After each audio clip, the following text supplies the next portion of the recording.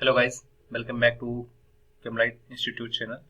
सो guys, हमने एक series start की थी जहाँ पे हम नीट के पीवाईक्यूज चैप्टर वाइज सॉल्व कर रहे थे। ओके, सो हमने सबसे पहले क्लास 12 के फिजिक्स के चैप्टर्स उठाए थे। सो आज उसका चौथा दिन है और आज का जो टॉपिक है वो है EMI, ACI, EMW। ठीक है, इसमें जो प्रीवियस सीरीज के क्वेश्चंस जिन पे मल्टीपल टाइम्स फार्मूलों पे आज किए गए हैं, या जो चीज़ें आपको याद रखनी चाहिए, उन सारी चीज़ों को मैंने ध्यान रख के बनाया है। होप करता हूँ कि आपको हेल्प मिलेगी इससे। So without further delay, let's start solving the questions. Okay, so let's move on to the questions. Here is the question number 1. So here is the question you are given. There is a 800 ton coil of effective area, यानी कि आपको एक coil दी गई है, ये रही coil हो, समझ लो। इस कॉइल में कितने टर्न्स हैं? n इक्वल टू आपको दिया गया है 800 एंड इफेक्टिव एरिया कितना दिया गया है आपका 0.05 मीटर स्क्वायर। इसके perpendicular to a magnetic field, एक मैग्नेटिक फील्ड है जिसके परपेंडिकुलर रखा गया। मैग्नेटिक फील्ड की वैल्यू कितना है? 10⁻⁵ है tesla. When the plane of the coil is rotated, ये जो कॉइल है, मान लेता हूँ मैं, ये कॉइल कुछ इस तरह से थी। अब इस कॉइल को मैं एक मैग्नेटिक फील्ड में डाल दिया। मैग्नेटिक फील्ड कुछ इस तरह से था। ओके, इनिशियली क्या है, व्हेन इसके परपेंडिकुलर टू मैग्नेटिक फील्ड, यानी कि जो ये मैग्नेटिक फील्ड है वो परपेंडिकुलर है इसके सरफेस के, यानी कि जो इसका अगर मैं लूं एरिया वेक्टर तो वो भी इसके परपेंडिकुलर से, दोनों सेम डायरेक्शन में हो जाएंगे। यानी इनिशियल जो केस बनेगा θ1 का, वो कितना हो गया? वो गया आपका 0 डिग्री, यानी दोनों एक ही डायरेक्शन में लाइन करेंगे। लेकिन जब plane of coil is rotated by 90 degree, यानी जब ये कॉइल है, इस कॉइल को मैं रोटेट कर देता हूँ 90 डिग्री से, तो उस समय जो इसका एरिया वेक्टर होगा और जो मैग्नेटिक फील्ड, इन दोनों के बीच का जो एंगल अब हो गया वो कितना हो गया? θ2। अब कितना हो गया? 90 degree and it's coplanar axis in 0.1 second. और ये जो रोटेशन परफॉर्म की गई है 90 डिग्री की, ये सिर्फ 0.1 सेकेंड में परफॉर्म की गई है। तो अब आपको बताना है कि इसकी वजह से जो है EMF कितना इंड्यूस हुआ होगा। ओके, तो अब आपको जो इंड्यूस्ड EMF का फार्मूला होता है उसको पता होना चाहिए, जो कि फैराडे का फर्स्ट लॉ है कि EMF जो कि इंड्यूस्ड होगा वो होगा d∅b डिवाइडेड बाई dt के बराबर होगा। फाइव बी क्या होगा? फाइव बी आपका क्या होता है? Phi B equal to B dot A. Okay, B dot A, और बी डॉट ए को क्या लिख सकते हैं? B A cos theta. Cos theta में जो थीटा है, ये थीटा एंगल है किसके किसके बीच का?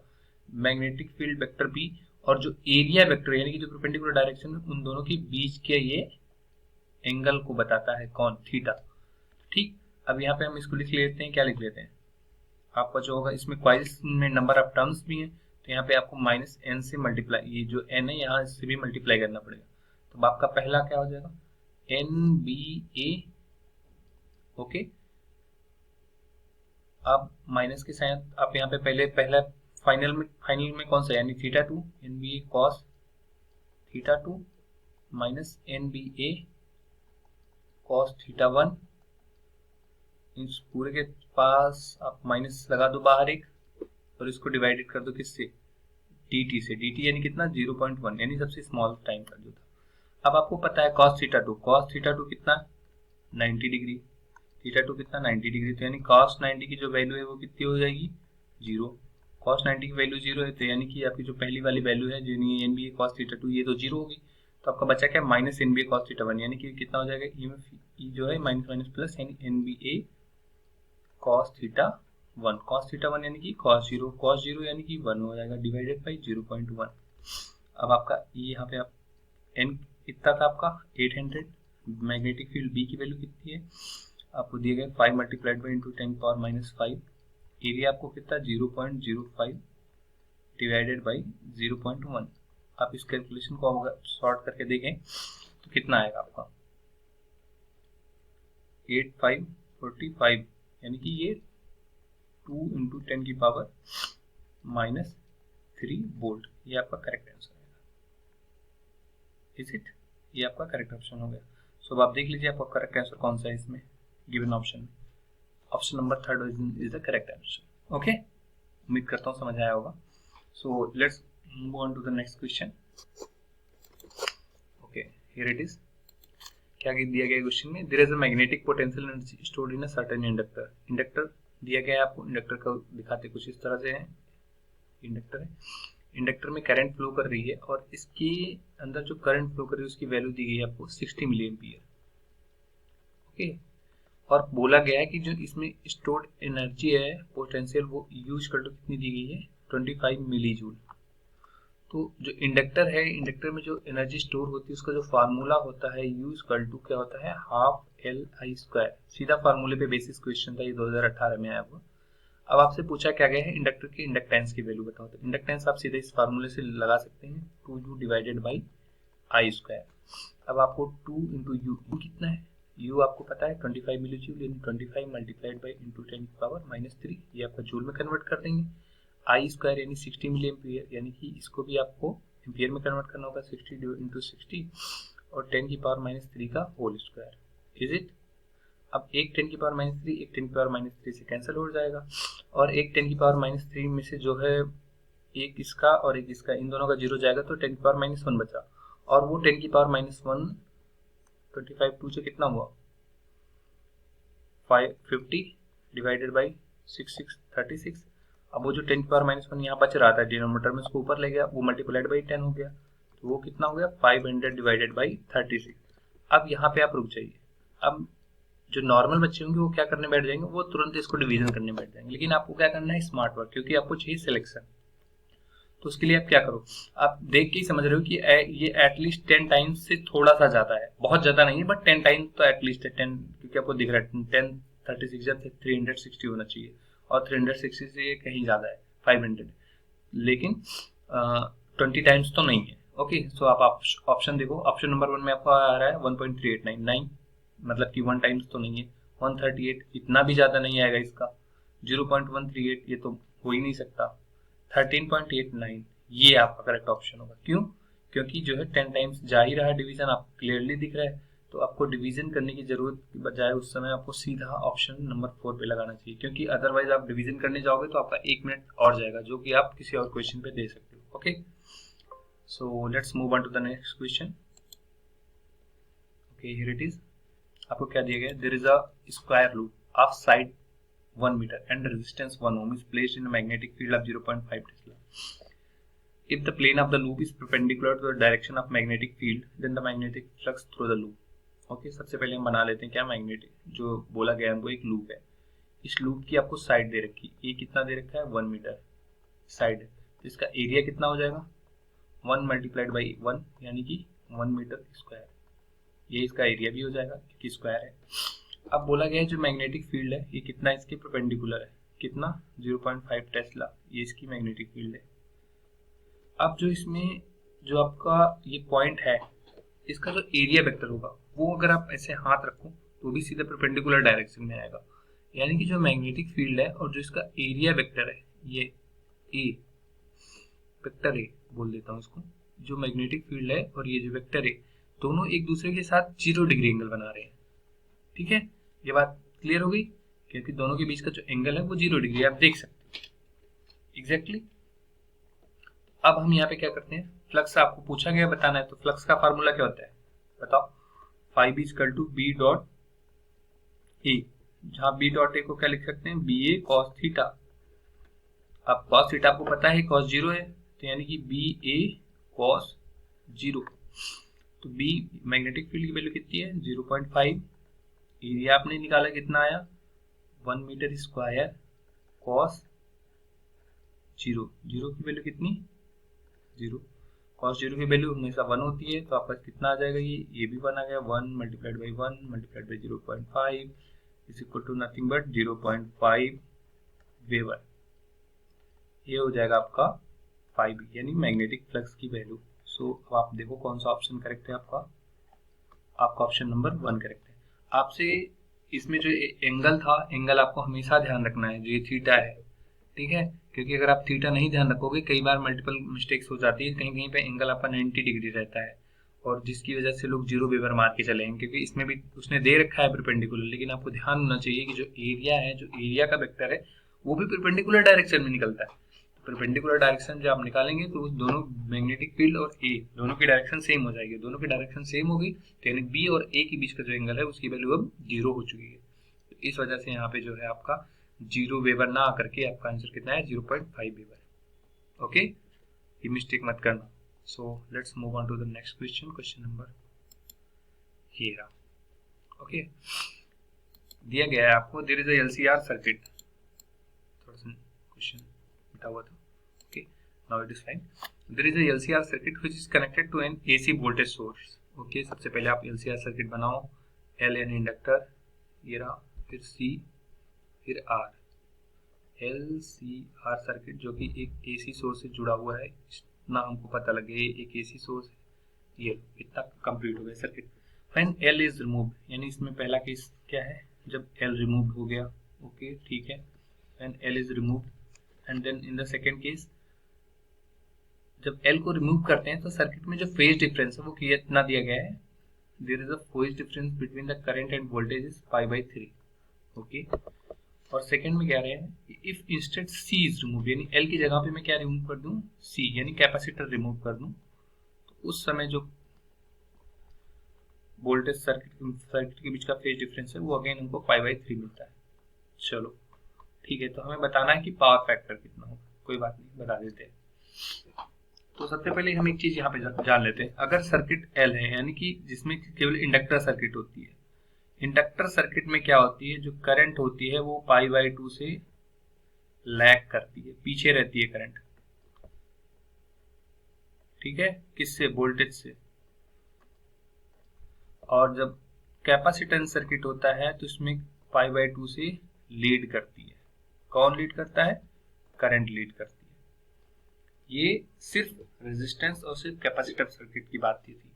अब चलो हम आते हैं क्या, अगर एल हमने रिमूव कर दिया, एल हटा दिया, अब बचा सी और आर, कैपेसिटेंस और रेजिस्टेंस।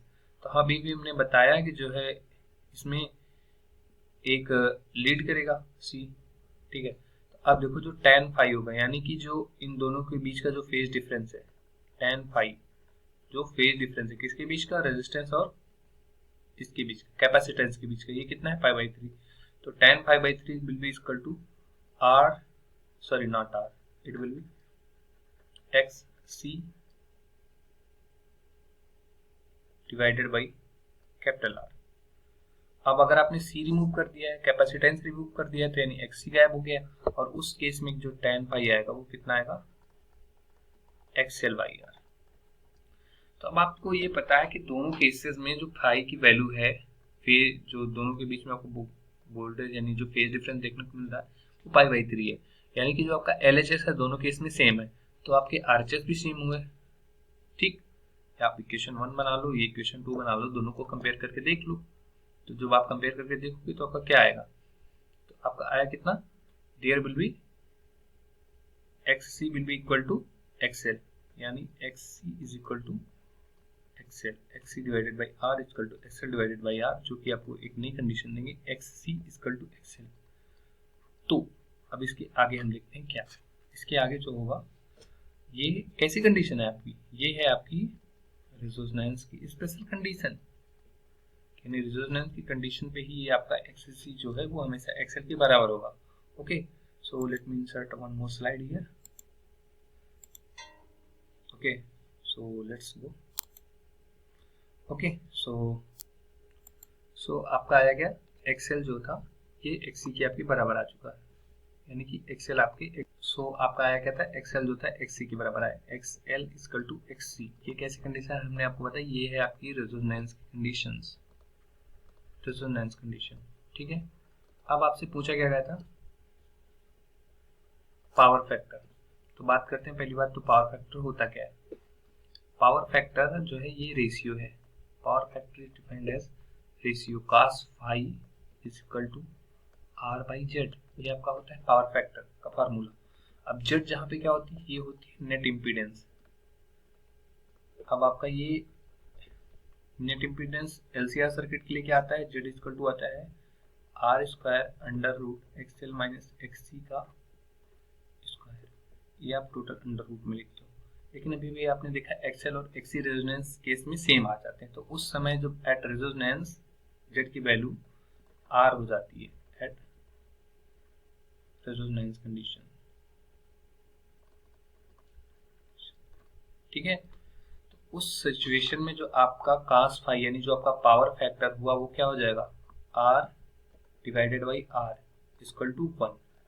ये आपकी रेजोनेंस कंडीशन है, जैसा कि क्लियर है। और रेजोनेंस कंडीशन में आपका पावर फैक्टर की वैल्यू कितनी होती है, 1। आपने देखा, तो आपका करेक्ट ऑप्शन अब आप ढूंढ सकते हैं कौन सा है। सो देखते हैं कौन सा ऑप्शन में 1 था। So here option number third में ही आपका जो है दिया हुआ है 1। Okay, so let's move on to the next question. Okay, wait a minute. So next question आपका ये रहा, the decreasing order of the wavelength of infrared, microwave, ultraviolet and gamma rays. Okay, so ये multiple times इस तरह के question पूछे गए हैं जहाँ पे आपको वेवलेंथ बताना है इंक्रीजिंग ऑर्डर में या डिक्रीजिंग ऑर्डर में। आपको इस तरह के क्वेश्चन मल्टीपल टाइम्स पूछे गए हैं, तो हम यहाँ पे आपके साथ राइट डाउन करेंगे, जहाँ पे आप उम्मीद करेंगे कि आप भी हमारे साथ राइट डाउन कर लें। सबसे पहले आप लिख लो रेडियो वेव्स, रेडियो वेव्स के बाद माइक्रोवेव्स के बाद इंफ्रारेड वेव्स आएंगे आपकी। इंफ्रारेड वेव्स के बाद आपकी कौन सी आ जाती है, विजुअल के बाद आपकी जो नेक्स्ट आ जाएंगी वो कौन सी आएंगी, विजुअल के बाद आपकी आ जाएंगी यूवी के बाद जो आपका नेक्स्ट लास्ट आएगा वो होगा आपका क्या, आपका लास्ट हो जाएगा गामा। ओके, ये हो जाएंगी गामा रेज। चलो ठीक है, इतना क्लियर है। ओके, सो हम लोग देख रहे थे वेव्स के बारे में। तो आप देख लो जो गामा है, गामा का आप जी ले लो और समझ लो आज के टाइम पे जो है GF, खैर आपके पास था ही नहीं, छोड़िए, GF।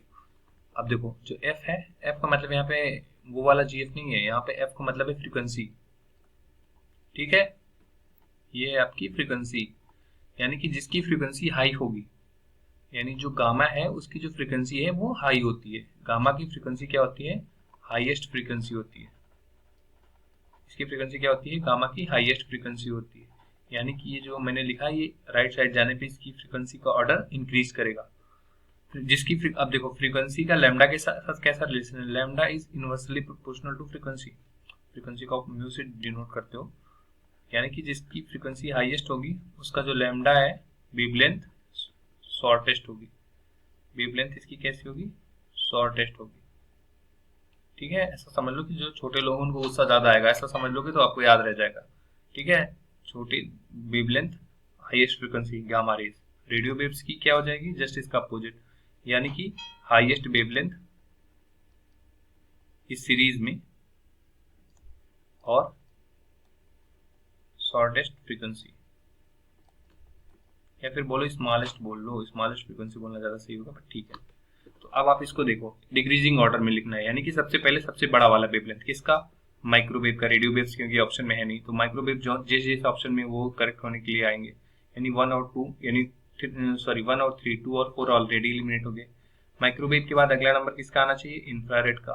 किसमें है, फर्स्ट और थर्ड में, फर्स्ट में।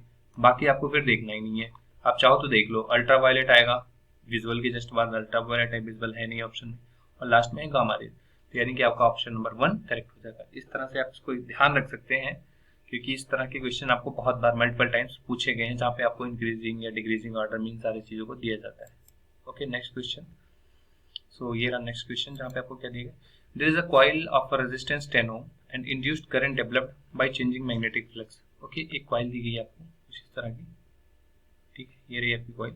इस कॉइल में बोला गया है कि जो इस कॉइल का रेजिस्टेंस है वो कितना है, 10 ओम है, और बोला गया है कि ये इंड्यूस्ड करंट है, डेवलप हो रही है इसमें। कैसी करंट, इंड्यूस्ड करंट, यानी कि इंड्यूस्ड करंट जहाँ पे है वहाँ पे क्या होगा, इंड्यूस्ड ईएमएफ भी होगा। इंड्यूस्ड ईएमएफ क्या होता है, equal to minus d∅b divided by dt। अब आपको पता है करंट क्या होती है, इंड्यूस्ड करंट क्या होगी, उसका फार्मूला क्या होता है जो आपको पता है, b इक्वल टू IR होता है करंट का नॉर्मल वाला। तो इंड्यूस्ड करंट के लिए भी वही होता है। इंड्यूस्ड करंट के लिए क्या हो जाएगा, induced EMF divided by resistance. Is it same to same होगा फार्मूला, बस यहाँ पे वोल्टेज की जगह इंड्यूस्ड वोल्टेज हो जाएगा। अब इंड्यूस्ड वोल्टेज के लिए क्या लिखोगे, d∅b divided by r into dt।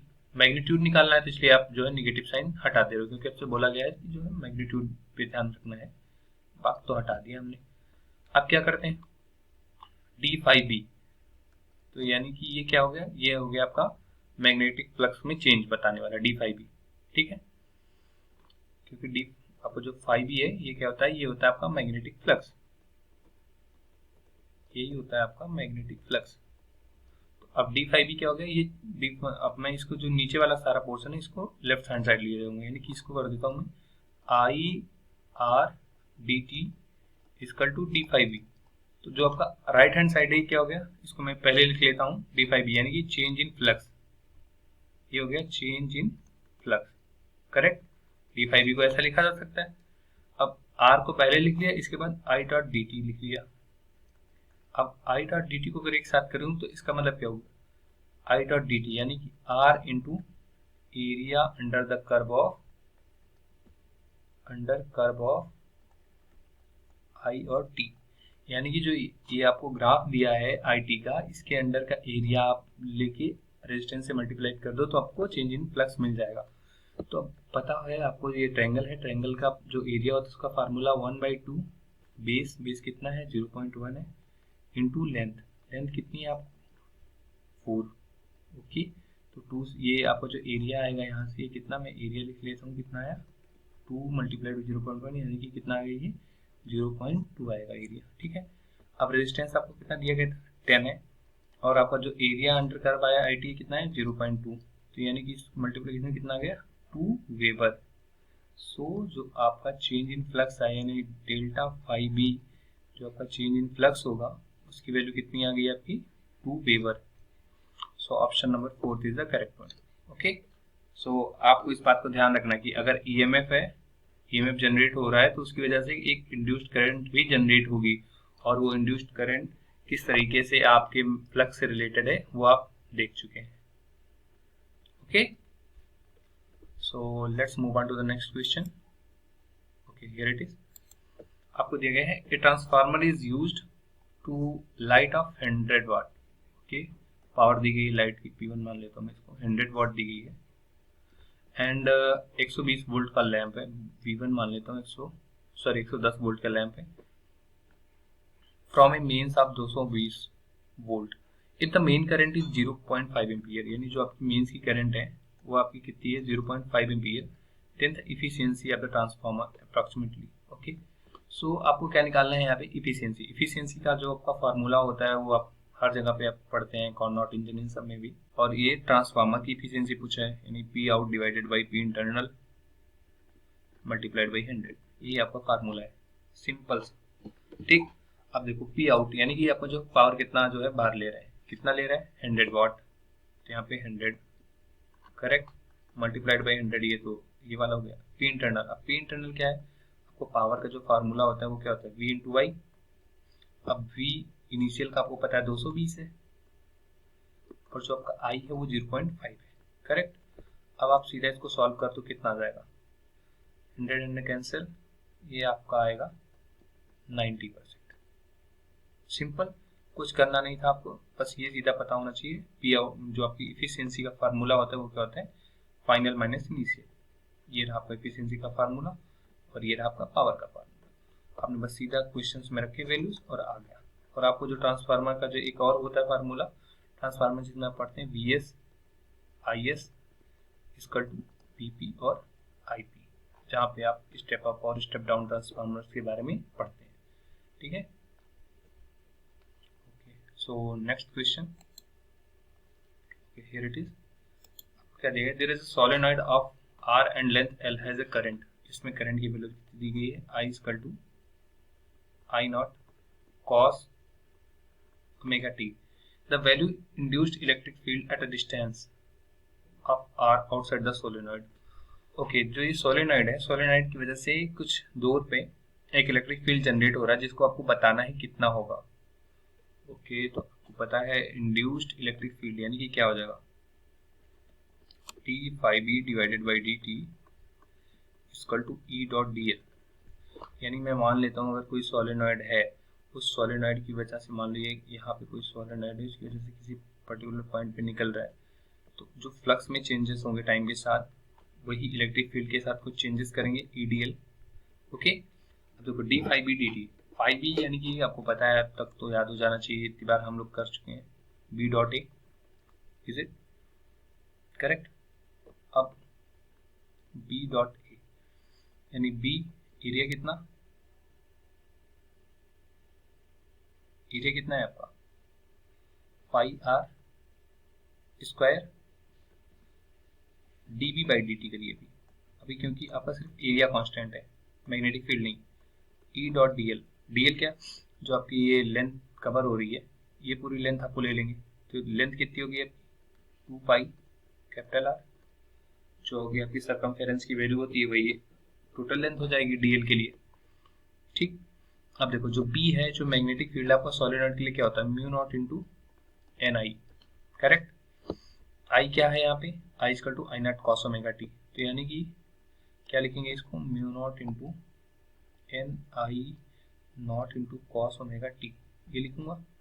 अब इसको dB बाई dt अगर मैं यहाँ से निकालूँ तो क्या आएगा, म्यू नॉट एन आई, अब ओमेगा था, ओमेगा बाहर आ जाएगा, ओमेगा कॉस ओमेगा टी था, तो ये माइनस ऑलरेडी आ जाएगा, और आपको पता है कि ये माइनस के साथ रखता है D phi by D T, तो यहाँ पे आपका कितना आएगा, माइनस ओमेगा कॉस था, तो ये साइन ओमेगा टी में कन्वर्ट हो गया, करेक्ट। ये क्लियर है। तो आपका जो फार्मूला बन गया वो क्या बन गया, dB बाई dt की जगह पे आप सीधा ये रख दो, और e की जगह पे आप रखो 2 पाई आर भी इधर भेज दो। तो सबसे पहले मैं pi R square divided by 2 pi R को ही लिख लेता हूँ इस जगह पे, ये भी माइनस में आया है और यहाँ पे ऑलरेडी माइनस साइन है, तो कैंसिल आउट होकर कितना बचेगा, mu nought N I omega into sine omega T, correct. अब देखो जो ये कैपिटल आर नहीं होगा, ये होगा आपका स्मॉल आर, क्यों, क्योंकि ये आर स्मॉल आर जो है ये डिस्टेंस है, और जो फ्लक्स चेंज होने के लिए है ये आपकी कैपिटल आर डिस्टेंस है, तो ये यहाँ पे आप थोड़ा सा ध्यान दे लीजिएगा, ओके। तो अब आप इसको रख के देखो कितनी आएगी आपकी वैल्यू, आपको कौन सा ऑप्शन करेक्ट मिल रहा है आपको, आपका जो आएगा आया mu nought N I omega into R square divided by 2 R into sine omega T, इतना आपको जिस ऑप्शन में मिले वही ऑप्शन आपका करेक्ट होगा। सो आपका ये मिल रहा है आपको option number 1, mu nought N I nought omega R square divided by 2 R into sine omega T. So option number 1 आपका करेक्ट ऑप्शन है। इसमें करना कुछ नहीं था, बस आपको ये पता होना चाहिए ये फार्मूला, जब इलेक्ट्रिक फील्ड अगर जनरेट हो रही है किसकी वजह से, इंड्यूस्ड मैग्नेटिक फील्ड, यानी कि जो मैग्नेटिक फ्लक्स है, जो इंड्यूस्ड इलेक्ट्रिक फील्ड, जैसे कि पता है कि आपको जो ये D phi by D T है, ये क्या है, इंड्यूस्ड ईएमएफ है, ठीक। और इस इंड्यूस्ड ईएमएफ की वजह से जो इलेक्ट्रिक फील्ड जनरेट होता है, इसी को हम क्या बोलते हैं, इंड्यूस्ड इलेक्ट्रिक फील्ड बोलते हैं। ये इंड्यूस्ड इलेक्ट्रिक फील्ड बोला जाता है इसको, और ये फार्मूला भी काफी इंपॉर्टेंट फार्मूला है, okay. So let's move on to the next question. Okay, here it is. दिया गया है, there is an inductor of 20 millihenry, a capacitor of 100 microfarad and a resistor of 50 ohm are connected in series. Okay, so सबसे पहले हम circuit बना लेते हैं, जहाँ पे दिया गया आपको एक इंडक्टर है जिसकी वैल्यू आपको 20 मिलीहेनरी दी गई है। इसके बाद आपको क्या दिया गया है, आपको एक कैपेसिटर दिया गया है जिसकी वैल्यू 100 माइक्रोफैरड है, और इसके आगे आपको दिया गया है एक रेजिस्टेंस है जिसकी वैल्यू 50 ओम है, और इन सबको एक एसी सोर्स से कनेक्ट कर दिया गया है जिसकी value V equal to V nought. Energy की जो लॉस होती है, चोक कॉइलिंग की जो एनर्जी की लॉस है उसको मिनिमाइज कर देता है, उसको काफी हद तक कम कर देता है। अब कैसे कम करेगा, ये कार्य करने के लिए क्या करता है, ये जो करंट का जो फ्लो हो रहा है, जो करंट की वजह से लॉस हो रहा होता है, उसको करंट को क्या कर लेगा, कंज्यूम कर लेगा, यानी कि जो है करंट को जो है चेंज होने ही नहीं देगा। तो यानी कि जो आपका लॉस है, जो लॉस हो रहा है वो वहां चुका है बहन के लोग। Okay, so next question is the coil of choke in a circuit. देखो सबसे पहली बात तो आप ये जानो कि चोक कॉइल बोलते किसको है।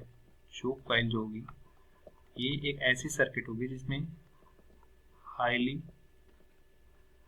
रिएक्टेंस या कैपेसिटेंस आप बोलो, ऐसे कैपेसिटर्स को आप यूज करोगे, हाईली रिएक्टेंस कैपेसिटर्स, ठीक है। उनका कैपेसिटर वैल्यू काफी ज्यादा होगी, आप सिर्फ उनको यूज करो, ठीक है। तो ये करते क्या, इनकी खासियत क्या होती है, ये क्या करते हैं, एनर्जी लॉस को रोक देते हैं, ठीक है। यानी कि जो आपकी करंट की वजह से जो एनर्जी लॉसेस हो रहे थे उनको मिनिमाइज कर देते हैं।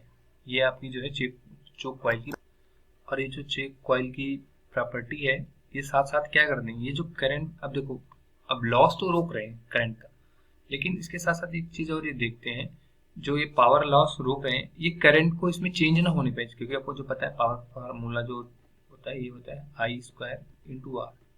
यानी कि देखो जी आई आ रही है, ये इंपॉर्टेंट है, यानी कि जब अब अगर मैं लॉस रोक रहा हूँ तो जो है करंट की वैल्यू भी तो चेंज हो सकती है, क्योंकि रेजिस्टेंस क्या करता है, रेजिस्टेंस भी सेम काम करता है जो ये कर रहा है चोक कॉइल, लेकिन रेजिस्टेंस और चोक कॉइल में क्या अंतर है कि जो ये कैपेसिटर यूज होते हैं इसकी वजह से इसमें जो करंट का फ्लो है वो कम हो जाएगा कंपेयर टू जो रेजिस्टर आप यूज करोगे। रेजिस्टर में करंट की वैल्यू बहुत ज्यादा कम होगी तो थोड़ी बहुत कम होगी, लेकिन कैपेसिटर में जो आपकी वैल्यू है करंट की वो काफी ज्यादा कम हो जाएगी, इसीलिए जो है हम चोक कॉइल का यूज करते हैं। चोक कॉइल क्या करेगी, चोक कॉइल में जो है करंट की वैल्यू वो अल्टर नहीं करनी पाएगी, यानी बदल नहीं पाएगी, और जो आपका पावर है, पावर लॉस जो हो रहा था वो पावर लॉस की वैल्यू अब कम हो जाएगी और आपको जितनी करंट चाह रही थी उतनी करंट आपको लगभग मतलब मिलना स्टार्ट हो जाएगी। ऐसे ही करंट को जहाँ पे पावर लॉस नहीं होने पाता वैसे करंट को हम क्या बोलते हैं, वाटलेस करंट। और ये आपको कहाँ देखने को मिलती है, चोक कॉइल में। ओके, सो यानी कि does not change the current, यानी कि जो चोक कॉइल है ये करंट को चेंज नहीं करती, अल्टर नहीं करने देती, ये ना तो करंट बढ़ाएंगी ना तो घटाएंगी और ना ही कोई हाई रेजिस्टेंस करेंगी एक डीसी सर्किट के लिए, लेकिन ये क्या करेंगे एसी सर्किट में कोई भी चेंज नहीं होने देती करंट में। ठीक है, ये चोक कॉइल ये बहुत ही इंपॉर्टेंट है, चोक कॉइल आपको जो है, और ये वाटलेस करंट, इस पे मल्टीपल टाइम्स आ चुके हैं question. So next question. Okay, so ये है आपका 2019 का क्वेश्चन। जैसे कि मैंने आपसे ऊपर पहले बताया था जहाँ पे आपको ये गामा इन सारी रेंज का बताया था, उसी में आपका था विजिबल का, विजिबल रेंज। अब विजिबल रेंज में क्या आता है आपको पता है, विबज्योर। ठीक है, ये आता है आपका विबज्योर 7 कलर्स वाला। तो आपका आर जो है ये रेड हुआ और वी आपका वायलेट। इसमें भी याद रखो जो रेड है इसकी वेवलेंथ हाईएस्ट होती है इसमें विजिबल में, और ये लगभग आपकी 7700 एंगस्ट्रॉम के आसपास की होती है, ये हाईएस्ट होती है, और वायलेट की आपकी मिनिमम वेवलेंथ होती है।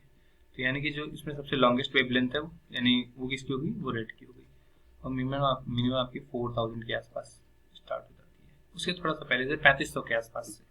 ठीक है, तो यानी कि जो ये आपको सीक्वेंस याद रखना है कि इस तरह से इसका क्या इंक्रीज कर रहा है, increasing order of wavelength, increasing order of wavelength. Okay, so let's move to the last question of today. Here it is. ये क्वेश्चन आजकल मैं देख रहा हूँ कि बहुत ज्यादा मल्टीपल टाइम्स पूछे जा रहे हैं, उस क्वेश्चन में कुछ है नहीं, बस ऐसे सर्किट बनाया गया, बच्चे देख के डर जाते हैं सर ये क्या है, सर ये तो हम जानते ही नहीं है। चलिए बताते हैं आपको, इस क्वेश्चन में कुछ होता नहीं, कुछ भी दम नहीं है, बस ये कि जो लोग प्रैक्टिकल्स किए रहते हैं वो तुरंत समझ जाएंगे क्या है इस क्वेश्चन में। दिया क्या है आपको, एक आरसी सर्किट दी गई, ठीक है, जिसमें कि एक एसी सोर्स दिया गया है, फिर एक कैपेसिटर है, और ये यहाँ पे आप सीआरओ लगा दिए। अब सीआरओ क्या होता है, सीआरओ एक तरीके से मशीन होती है जो कि ऑब्जर्व करती है पैटर्न्स को, कि यहाँ से जैसे जैसे फ्रीक्वेंसी, अल्टरनेटिंग फ्रीक्वेंसी ना, फ्रीक्वेंसी चेंज होने के साथ इस सर्किट का जो आउटपुट आ रहा है ये रेजिस्टेंस और कैपेसिटेंस का ये कैसा आ रहा है, ये ऑब्जर्व करती है सीआरओ, ग्राफ के थ्रू हमें बताती है, कुछ ना कुछ इंफॉर्मेशन हमें डिस्प्ले करती है। तो अब पूछा क्या गया आपसे कि जो सीआरओ है यहाँ से आपने एक स्क्वायर वेव दी, पूछा गया है ये क्या होगा, कैपेसिटेंस इसके साथ कैसा आउटपुट पैटर्न देगा। तो अब देखो, अब यहाँ से सीधी करंट आ रही है, रेजिस्टेंस में थोड़ी बहुत करंट यहाँ पे लॉस होगा, रेजिस्टर है वो रोकने की ट्राई करेगा। इसके बाद कैपेसिटर में, तो कैपेसिटर आपको पता है कैपेसिटर का नेचर कैसा होता है, पहले ये चार्ज होता है, यानी कि सबसे पहले ये चार्ज होना स्टार्ट होगा, और इसके बाद ये चार्ज थोड़ा जल्दी होगा और डिस्चार्ज बहुत धीरे धीरे धीरे धीरे धीरे, फिर इसके बाद अगली साइकिल में फिर चार्ज, फिर डिस्चार्ज, फिर चार्ज, फिर डिस्चार्ज। तो ये कुछ इस तरह का पैटर्न चलेगा, चार्जिंग डिस्चार्जिंग। ये वाला पैटर्न क्या है आपका, चार्जिंग, किसकी चार्जिंग हो रही है, कैपेसिटर की। ये वाला क्या है, डिस्चार्जिंग। यही पैटर्न हमेशा रिपीट किया रहेगा इसमें। तो अब देख लो पहले वाले में क्या है कि चार्जिंग हो गई तुरंत डिस्चार्ज हो रहा है, तो ये तो गलत है कि कैपेसिटर तुरंत डिस्चार्ज नहीं होगा, इसमें डिस्चार्जिंग के लिए भी टाइम लगता है। अब ये देखो ये तो चार्जिंग भी नहीं हो रही, डिस्चार्जिंग भी नहीं हो रही, तो ये तो गलत ही है। तो ये ऑप्शन आपका नंबर 3 देखो, इसमें चार्जिंग भी हो रही है फिर डिस्चार्जिंग भी हो रही है और सेम टू सेम हो रही है जिस तरह से होनी चाहिए, ये आपका करेक्ट ऑप्शन हो गया। और जबकि आपका ऑप्शन नंबर 4 में कि चार्ज हुआ रैपिडली बहुत तेजी से और उसके बाद डिस्चार्ज भी हुआ, तो ये इनकरेक्ट ऑप्शन है। तो आपका option number third one is the correct. Okay, so that was for it. So let's meet in the next lecture. Thank you very much, and please do like, share, subscribe our ChemNet Institute channel. Thank you.